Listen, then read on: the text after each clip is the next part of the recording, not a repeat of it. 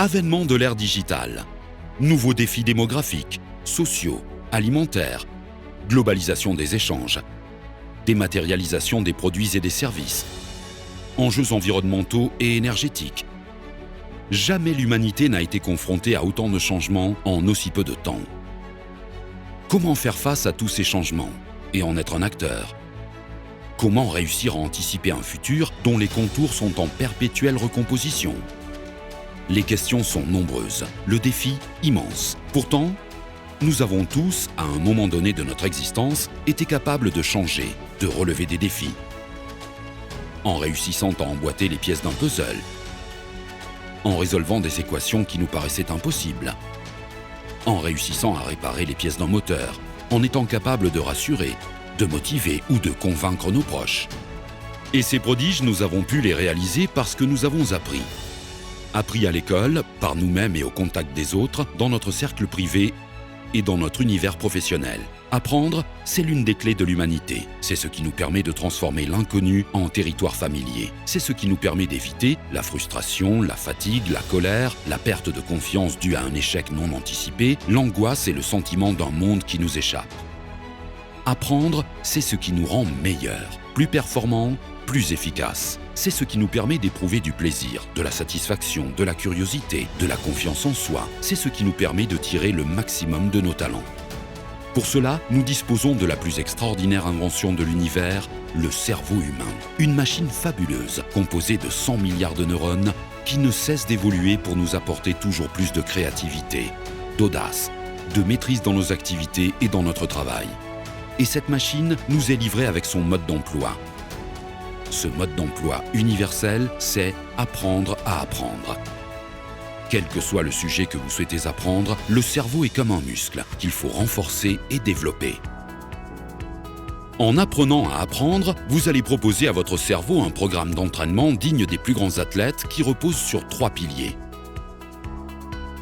La volonté et l'engagement dans l'effort, la constance et la répétition, l'humilité et l'analyse des résultats obtenus.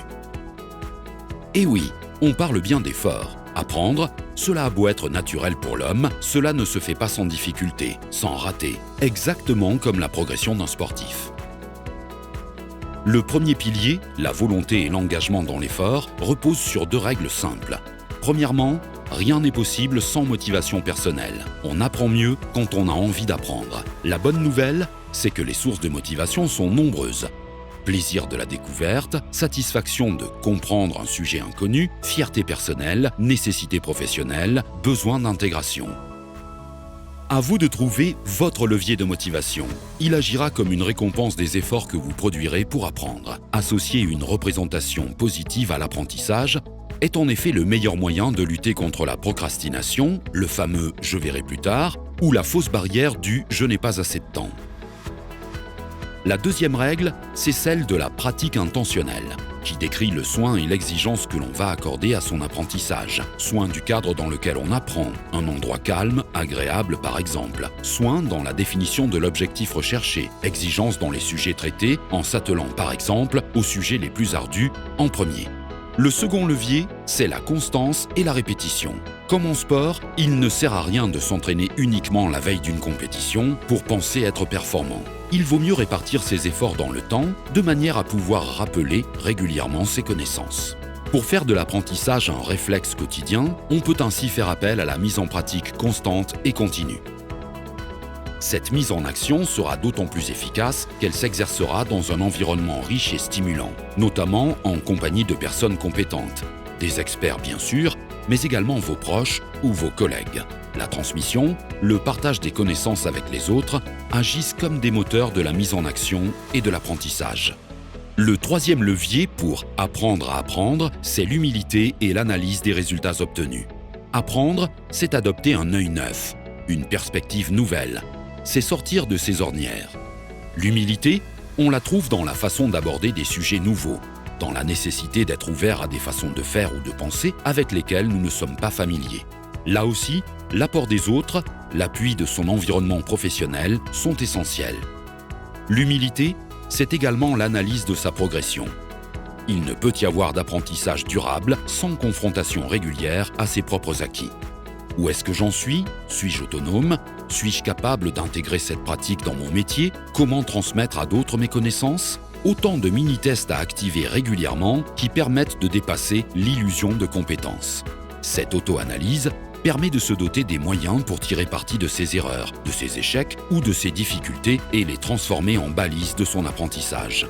Apprendre à apprendre, c'est entrer dans un cercle vertueux. C'est petit à petit se doter d'une librairie personnelle de connaissances, de savoir-faire, de comportements, dans laquelle vous allez pouvoir puiser pour accomplir plus efficacement votre métier aujourd'hui en vous dotant de toutes les chances d'évoluer avec lui.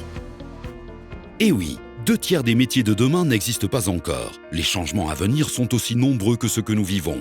Apprendre à apprendre, c'est un enjeu majeur pour les entreprises, mais aussi pour vous.